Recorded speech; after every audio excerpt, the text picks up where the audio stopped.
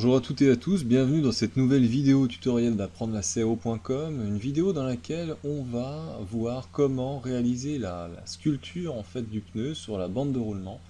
La sculpture du pneu qui manque sur ce modèle. Alors c'est un vieux modèle que j'ai ressorti, c'est un modèle que j'ai décrit complètement dans un ancien article qui n'est pas en vidéo sur YouTube, c'est un article écrit dans lequel je montre comment, étape par étape, construire en fait le marquage en relief sur le flanc du pneu. Ce n'est pas trivial à faire, effectivement, puisque la face du pneu ici est torique, et il faut ici créer en fait un lettrage en relief, on voit que c'est en relief ici, pour écrire directement sur le flanc du pneu.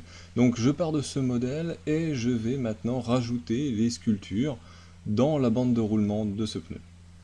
Alors cet ancien article, le voici sur le blog, marqué ici dans le moteur de recherche interne du blog, on peut marquer pneu. On va trouver au moins cet article-là, c'est Katia V5, donc marquage 3D sur un flanc de pneu pas si dur. Donc on peut aller voir ce qu'il y a dedans.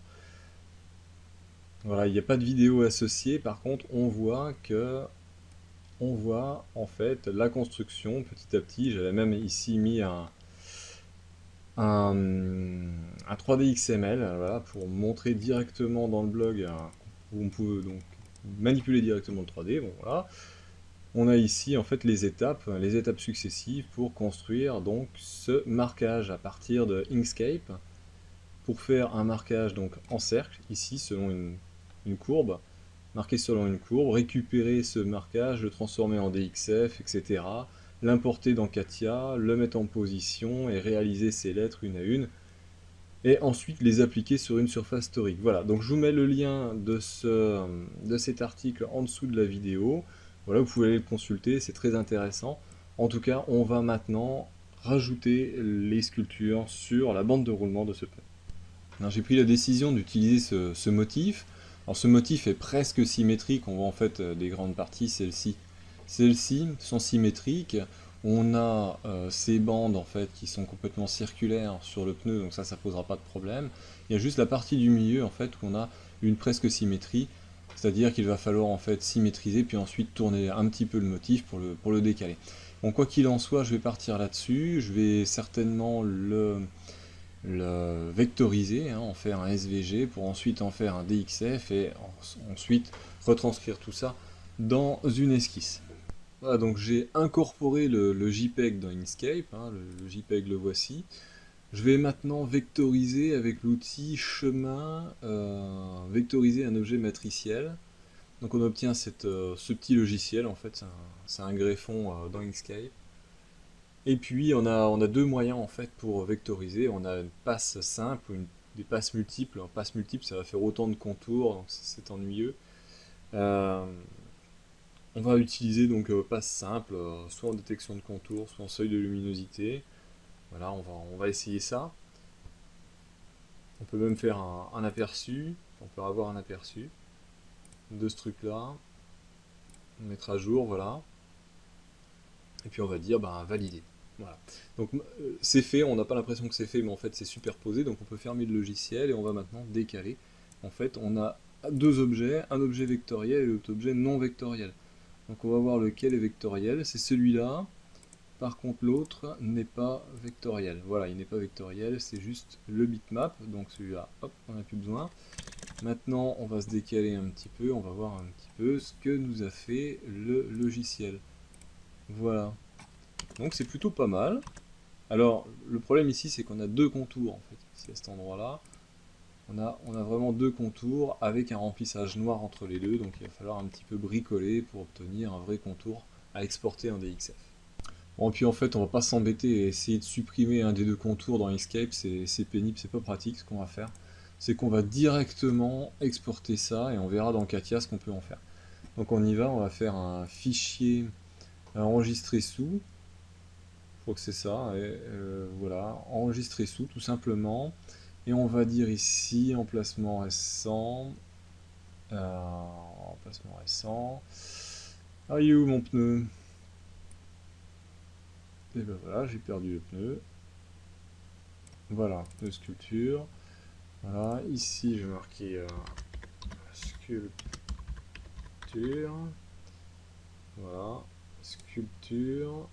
Ensuite, je vais choisir le format, je vais dire DXF, dire enregistrer. Et là, je vais donc décocher ici, décocher là. Unité de base, c'est pas des points, mais des millimètres. Et en latin 1, je vais valider. Voilà, donc là j'ai exporté et je vais maintenant aller dans Katia. Et dans Katia, je vais dire, on peut faire directement un fichier ouvrir, hein, tout simplement, fichier ouvrir. Et aller chercher notre DXF. Donc c'est parti. Notre DXF, le voici, je double-clique dessus. Et voilà, on l'a ouvert donc dans une nouvelle CAD Drawing. Et on retrouve en fait directement les deux contours. Alors là, dans Katia, c'est très facile finalement de supprimer un des deux contours. On va dire qu'on va supprimer le contour intérieur. Moi, je me suis fait un raccourci en fait pour faire une recherche automatique, hein, c'est-à-dire recherche automatique ici.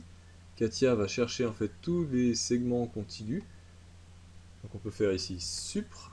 Je peux faire pareil pour l'autre ici à cet endroit-là. À ce moment-là, donc je sélectionne une fois, je me suis fait un raccourci avec CTRL R et je fais supprime. Voilà, donc ça va très très vite. Donc celui-là pareil, hop, CTRL R, supr, etc., etc. Après un petit peu de nettoyage, je vais récupérer donc cette partie-là. Pas la peine de récupérer les deux, hein, finalement, pour emmener dans l'esquisse, puisque il s'agit simplement de deux fois le motif, finalement. Hein. Donc je vais récupérer ceci, cette partie-là, cette partie centrale, cette partie-là et cette partie-là. Alors j'ai dit une bêtise tout à l'heure, ici on peut directement récupérer en fait ce profil-là, pas la peine de récupérer celui-là, puis ensuite de faire une transformation en symétrie plus une rotation. Non, on peut directement récupérer ce motif en forme de S. Voilà, donc on peut garder ça. Donc je vais donc copier. Pour copier, c'est très simple, il suffit de refaire encore une fois un CTRL R. J'appuie sur CTRL, j'appuie là, je refais un CTRL R. J'appuie sur CTRL, j'appuie là, je refais un CTRL R, etc. Voilà. Par contre, si on se trompe, on a perdu toute la sélection, bien sûr. CTRL, hop, et CTRL R. Voilà. Donc je copie tout ça, et à la limite aussi ces profils-là d'ailleurs. Ça permettra de bien positionner tout le reste. Voilà, CTRL ici, pardon, CTRL ici, CTRL R, CTRL, CTRL R, CTRL ça, CTRL R, voilà. Et puis maintenant je fais un CTRL C pour copier, et on se retrouve de l'autre côté dans l'esquisse. Donc ici je me place, pour mon esquisse, hein, je place un plan sensiblement, on va dire, proche de la bande de roulement, et ce sera plus facile pour travailler, on verra mieux. Donc je vais dire OK. Et dans ce plan, je crée une nouvelle esquisse. Voilà, et dans cette esquisse, je vais directement coller. CTRL V, mon motif. Alors le motif, il est tout petit, et puis surtout, il n'est pas tourné dans le bon sens. Donc on va tout de suite, tiens d'ailleurs, mettre l'arrière-plan 3D en sous-intensifié, de façon à le rendre non cliquable. Pour manipuler tout ça plus facilement, on va pas s'embêter, on va faire une grande trappe. Voilà, une trappe comme ça, et puis on va tout de suite utiliser le trombone ici. Le trombone, c'est fixité relative. Voilà, on va dire OK. Comme ça, tous les petits bouts de segments maintenant sont liés quand on manipule l'objet, en fait. Tout se déplace en même temps. Donc, on va faire tout de suite une rotation de la bête, sans mode duplication. On va dire, on va partir de n'importe où, on s'en fiche, hein, à partir de là. On va aller tac comme ça, et on va tourner de 90 degrés. Alors, merde, ça c'est embêtant. Bon, on va marquer carrément, hop, 270, ça sera plus simple. Voilà, 270 degrés. Donc ça c'est une bonne chose. Maintenant, ce qu'on va faire, c'est qu'on va augmenter l'échelle de tout ça. Augmenter l'échelle. C'est parti. Augmenter l'échelle, donc pas de mode duplication. On va se placer à peu près au milieu. Tac. Et puis on va un petit peu s'étirer un peu comme ça. Hop, hop. On va dire, voilà, on va dire à peu près ça. 5 fois. Et puis on va déplacer l'ensemble de façon à le mettre. Voilà, c'est ça. Voilà, en fait, ça, maintenant ça a la bonne taille. Pourquoi? Parce qu'on dépasse un petit peu ici. Il faut savoir que quand je vais graver en fait le pneu, il va falloir arriver jusqu'à cette arête ici. Donc c'est un petit peu trop grand ce que j'ai fait, je vais réduire un petit peu la taille. Reprendre l'outil échelle, on va se remettre ici à cet endroit-là. Tac, et puis on va, à ce moment-là, voilà. On va tirer. C'est pas évident, ça accroche de partout, donc je vais appuyer sur Shift. Pour ne pas avoir l'aimantation, le problème c'est qu'on y va. Ah oui, parce qu'on est en mode pas à pas. Voilà.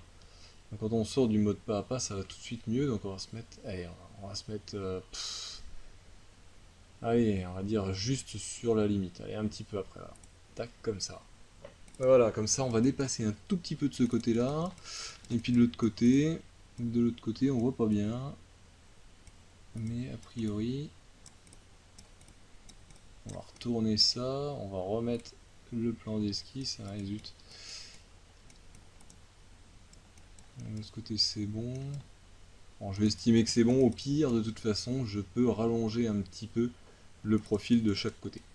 Donc voilà, on a déjà tout ça, c'est pas mal. On va ensuite positionner correctement les plans.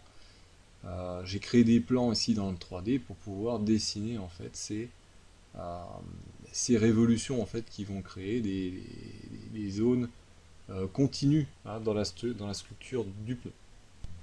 J'ai fait une coupe temporaire de la pièce. Je me suis arrangé pour avoir des plans ici et un plan là, qui correspondent en fait au milieu des parties continues de la bande de roulement.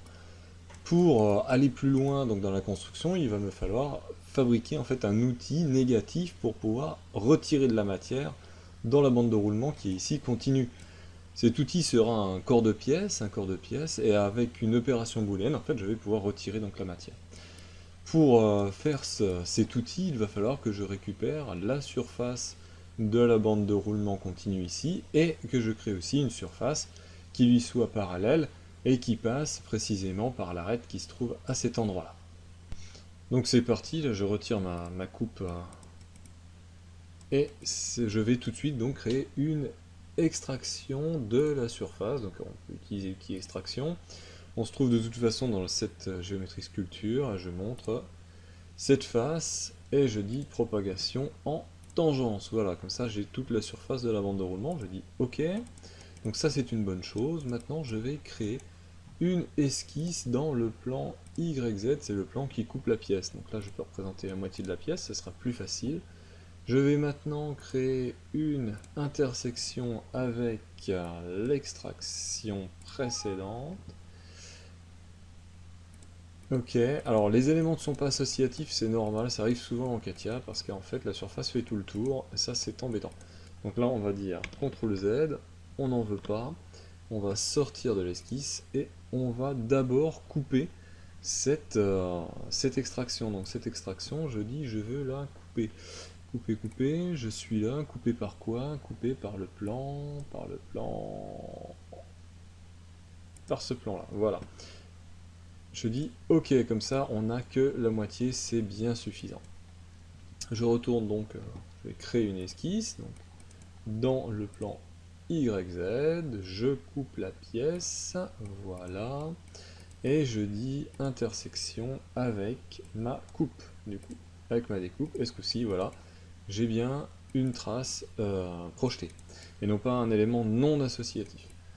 Je vais faire la même chose maintenant avec cette surface-là, je dis intersection avec cette surface.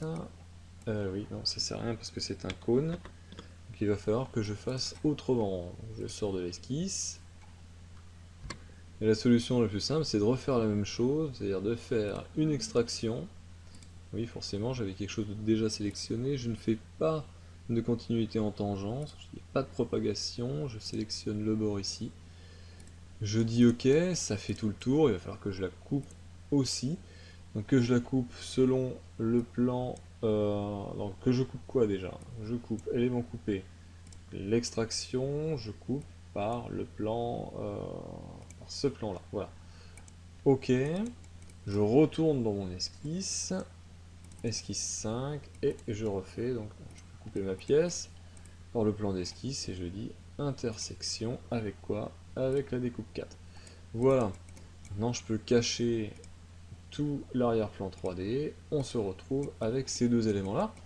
C'est super, maintenant je vais pouvoir faire une peau décalée qui passe par ce point. Hein, une peau décalée, enfin une trace, une courbe décalée de celle-là qui passe par ce point. Donc c'est parti, on utilise quelque chose, le décalage. Décalage de quoi? De ça, qui passe par là. Voilà. Donc ça c'est bon. À la limite, ce qui serait pas mal, si Katia veut bien, ce serait de... Voilà. D'allonger un peu ça, mais il ne veut pas. Voilà. Alors ça ne me convient pas parce que, en fait, ici, on a une valeur, par exemple, si je mets -10, ici, je ne passe pas par le point, en fait. On n'a pas une liaison, en fait, entre cette trace ici et ce point-là. Donc ça ne me convient pas. Par contre, ce que je peux faire, c'est créer un cercle, un arc de cercle, ou un cercle, on va dire un cercle, qui passe par le centre. Alors j'espère, le centre, chercher le centre, bon peu importe. On va passer par là et par ce point, ici. Et ensuite, on va dire que ce cercle et cette projection sont ici concentriques. Concentricité, on va dire OK. En fait, bon, dans la construction du profil général du pneu, je sais que cette surface-là, donc cette courbe-là est un cercle, donc la surface est ici torique. Ici, je sais donc que cette trace-là est un cercle. Donc je n'ai plus besoin de ça, je n'ai plus besoin de ça non plus, on va conserver donc cette trace-là. Ici, je passe en élément de construction, et celle-ci aussi en élément de construction.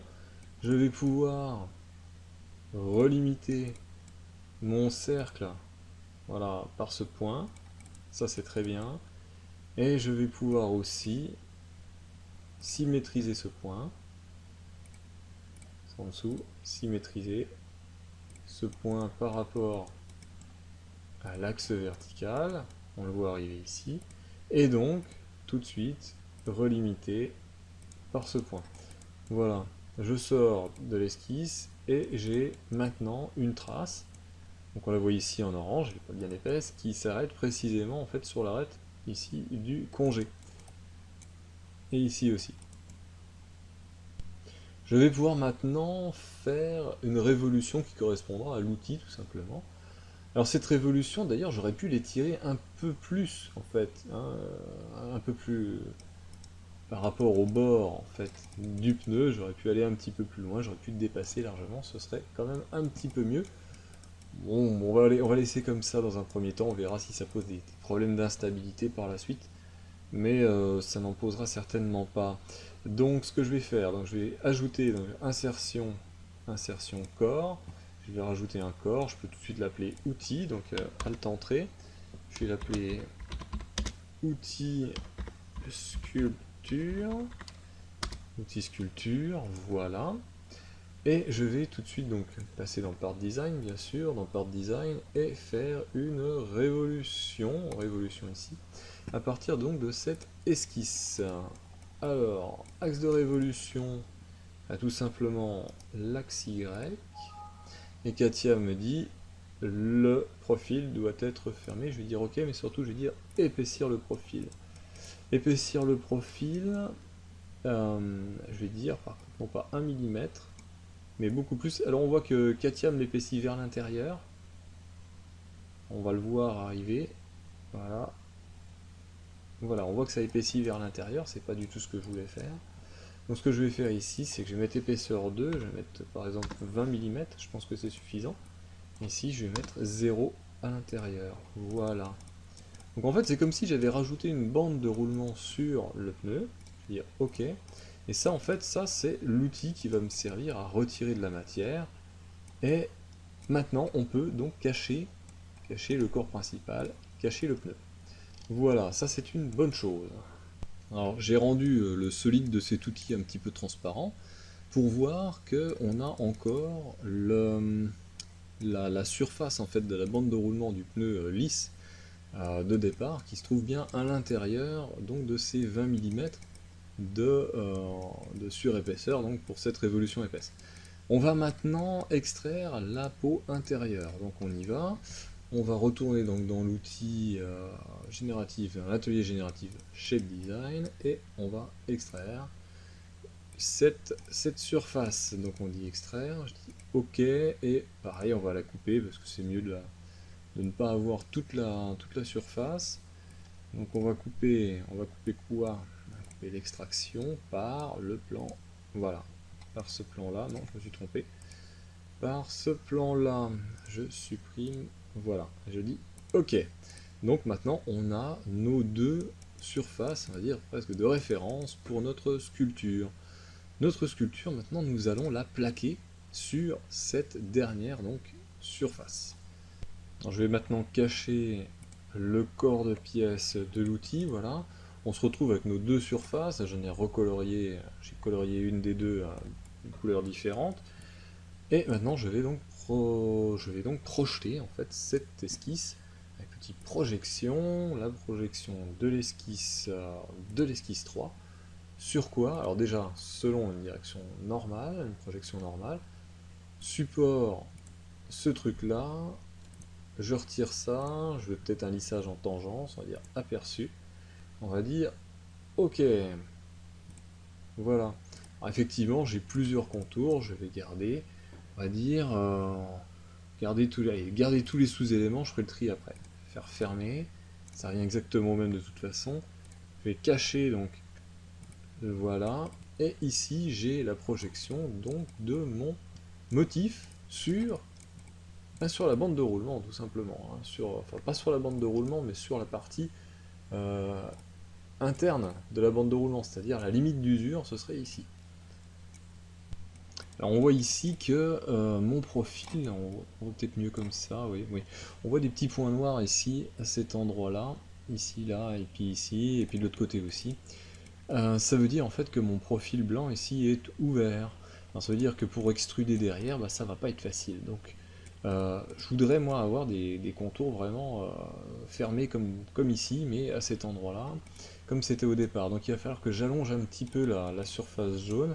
Donc il va falloir retourner dans la fameuse esquisse, l'esquisse qui permet en fait de définir cette fameuse révolution. Donc j'y vais tout de suite et je la rallonge et on va voir ce que ça donne. Alors c'était esquisse 5, mais là bien sûr j'aurais dû la renommer intelligemment, ça aurait été mieux. Donc ici il suffit simplement, allez, de rallonger. Et puis ce que je vais faire, tiens, je vais tout simplement relimiter comme ceci et dire ensuite ce truc là c'est symétrique par rapport à ça, voilà. Donc j'ai rallongé d'une quantité inconnue, mais c'est pas grave du moment que ça dépasse un peu, voilà. Et là on voit que, ah oui forcément, alors ça en fait ça vient de l'extraction 4, puisqu'on a la découpe 5 ici, c'est l'extraction juste avant. Ici, il faut mettre une continuité en tangence, on va dire fermée, donc c'était bien ça, ok. Donc ça c'est bon, donc on voit maintenant qu'il n'y a plus les petits points ici, on a des contours fermés. Ces contours fermés, maintenant, je vais pouvoir les extruder, mais attention, je ne veux pas tout extruder, je ne veux pas extruder les parties rectangulaires ici, qui seront faites de toute façon en révolution. Donc je vais créer ici une extraction multiple. Une extraction multiple de quoi? Alors, continuité, non pas en tangence, parce que si je fais continuité en tangence, bah, je ne me propage pas. C'est-à-dire continuité en point. Voilà. Ensuite, ce profil-là, celui-là, celui-là et celui-là. Voilà. Je dis OK. Je garde tous les sous-éléments, c'est parfait.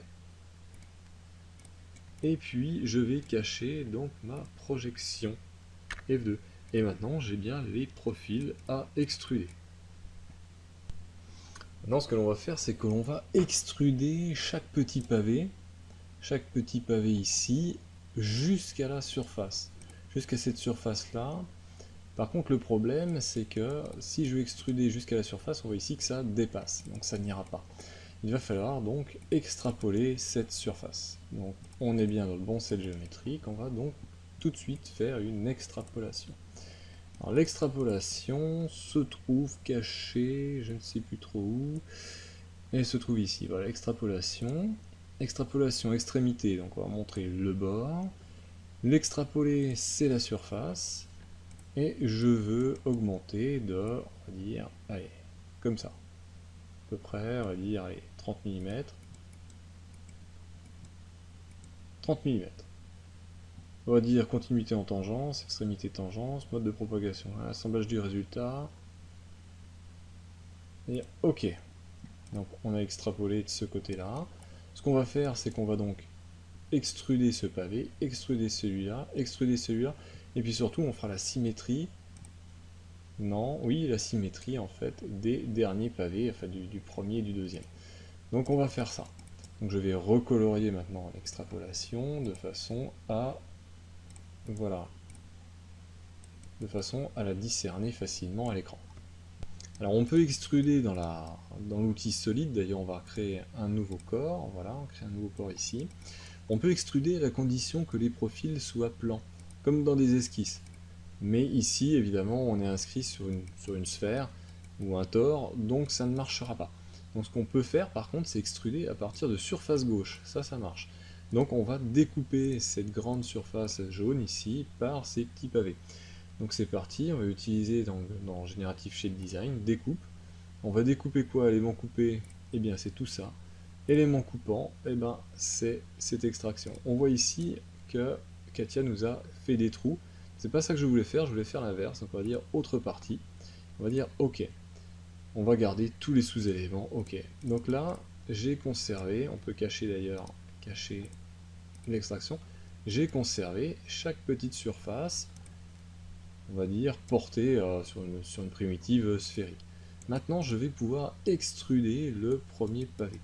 Donc c'est parti, extrudons le premier pavé, donc on va se mettre dans le corps de pièce, définir objet de travail, voilà. Je me replace dans Part Design et je fais une extrusion. Extrusion de quoi? Alors, extrusion, profil ou surface, donc on peut pas, si je montre ça, il va y avoir plusieurs surfaces en fait. Plusieurs surfaces séparées, donc Katia va pas aimer.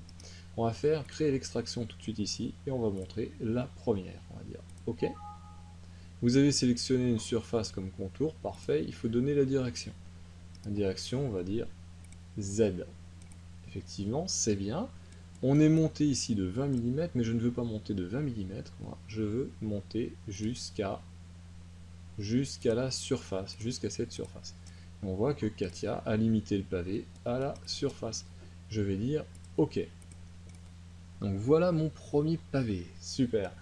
J'ai mis la vidéo en pause et voilà l'ensemble des petits pavés qui sont donc tous extrudés jusqu'à la surface, donc qui est la surface de la bande de roulement. Voilà, on va maintenant pouvoir donc dupliquer ces petits pavés en rotation, donc on va en faire une couronne pour faire tout le tour du pneu. Bon, c'est une étape relativement simple, on fait attention de bien être dans le corps de pièce qui correspond en fait à la sculpture en elle-même. Enfin, dans ce corps de pièce, le même que les petits pavés. On va donc se mettre au niveau du corps de pièce, définir l'objet de travail ici. Bon, ici on y est déjà, en tout cas c'est définir l'objet de travail, pardon, ici, voilà. Et on va faire tout de suite cette opération de répétition circulaire. Répétition circulaire de quoi donc? Du solide courant, c'est-à-dire le corps de pièce 6, c'est-à-dire tous les pavés ensemble. On va le faire sur une couronne entière, on va mettre déjà une quarantaine d'instances. Direction de référence, donc ce sera l'axe Y. L'axe Y, bon voilà, on a un aperçu déjà de ce que ça peut donner. Bon, moi je les trouve trop éloignés les uns des autres, donc on va augmenter un petit peu. On va en rajouter encore, 50 c'est pas mal, on peut encore un peu serrer. 52, 53, allez 54 ça passe encore. On va regarder ce que ça donne ici à cet endroit-là. Voilà, donc ça c'est pas trop serré, on voit qu'il y a un petit espace entre les... Petit espace qui correspond en fait, qui correspondra au canal d'éjection de l'eau en fait, qui se trouve sur la chaussée, entre le pneu et la chaussée. Donc on va dire aperçu. Voilà, c'est assez long à calculer parce qu'il y a quand même pas mal de monde, et puis on va dire OK, parce que ça me convient comme ça. Donc voilà cette première partie, donc ça c'est parfait. Maintenant ce qu'on va faire, c'est qu'on va créer les bandes continues qui se trouvent de part et d'autre des pavés qui se trouvent dans la partie centrale du pneu. Donc on peut continuer à se placer donc, dans le même corps de pièce, juste après la répétition circulaire. Ça pose pas de problème. En une fois, on va faire en fait ces différentes petites bandes de roulement continu. On va profiter du fait que j'ai déjà créé les fameux plans de positionnement, on les voit ici. On les voit donc ici, ces fameux plans de positionnement de ces bandes de roulement continu. Donc je vais me placer dans un plan perpendiculaire, c'est-à-dire le plan YZ. On va aller chercher le plan YZ. YZ le voilà, je lance une esquisse, bim. Et je vais mettre d'ailleurs en affichage style de rendu parallèle, ça parlera plus. Et je vais maintenant faire l'intersection avec ce premier plan, on peut le mettre en élément de construction, ici. Et la même chose avec le deuxième, intersection. Voilà. Maintenant, on va aussi récupérer cette frontière ici, donc on va faire l'intersection, j'espère que ça va marcher. Intersection avec, voilà, le plan d'esquisse. Bon, on a tout ce qu'il nous faut, maintenant on va créer un pavé rectangulaire qui sera recoupé en fait par cet élément-là, par cette projection. On va faire de même ici, donc on va utiliser tout de suite sans plus attendre le rectangle centré ici, rectangle centré. Donc je me centre sur l'intersection avec le plan et puis je suis en élément de construction, donc CTRL Z, je vais passer en élément standard, je reprends ma fonction, je me replace ici, voilà, je tends un premier pavé comme ça, donc ça c'est très bien. Je vais faire pareil pour l'autre, donc à peu près là. Voilà, parfait. Ensuite je vais transformer cet élément là en élément standard, voilà, et je vais utiliser la super gomme, un double clic sur la super gomme pour supprimer les éléments qui ne me servent plus. Donc celui-là, celui-là, celui-là, celui-là et celui-là. Voilà, parfait. Donc ça aussi, on peut supprimer ça. Voilà, on n'en a plus besoin. Alors, ces pavés vont venir, puisqu'ils s'arrêtent ici sur la projection, l'intersection pardon, de cette surface rose. Donc les pavés vont venir jusque là-haut, c'est très bien. Vers l'intérieur, en fait, la longueur, on s'en fiche un peu. On va mettre une valeur quand même, on va mettre une distance entre là et on va dire ce point-là, n'importe. Voilà, on va mettre une vingtaine de millimètres. C'est bien suffisant. On va faire pareil de l'autre côté. Il n'y a qu'à prendre carrément la longueur de cet objet-là. Ah oui, effectivement. Là, voilà. Et on va mettre, encore une fois, y arriver, 20 mm. Voilà, et surtout ce qui est important, c'est la largeur. Donc on va prendre la largeur, et ici, alors, si j'ai bon souvenir, c'était 6 mm. Voilà, ça devait être 6 mm dans le modèle de départ. Et je vais mettre 6 mm ici. Voilà, donc là on a notre esquisse. On va quand même tout de suite dans l'esquisse symétriser de l'autre côté, comme ça nous évitera de le faire dans le solide. Donc encore une fois, on va sélectionner ça, on va faire un CTRL R pour moi. CTRL R, voilà, et ensuite symétrie, bim, et puis symétrie par rapport à quoi? Par rapport au plan, enfin à l'axe plutôt, à l'axe vertical, voilà. Et là on a toutes nos bandes, en fait toutes nos esquisses pour nos bandes de roulement continu. Et je sors de l'esquisse. Voilà, maintenant il suffit de faire tout simplement une révolution de ce truc là autour de l'axe Y sur 360 degrés, je dis OK. Voilà, donc maintenant on a tout ce qu'il nous faut pour notre sculpture. On va pouvoir maintenant graver l'outil. Je vais en profiter tout de suite pour renommer le corps de pièce 6 en appelant tout simplement sculpture. Sculpture, voilà. Et puis surtout, je vais donc maintenant me mettre sur l'outil de sculpture, le voilà, et je vais faire une opération booléenne, c'est-à-dire je vais sélectionner donc cet objet-là, je vais dire objet sculpture, et je vais faire un retrait. Donc on va voir si ça marche, avec un peu de chance ça marche du premier coup. On croise les doigts. Allez, allez.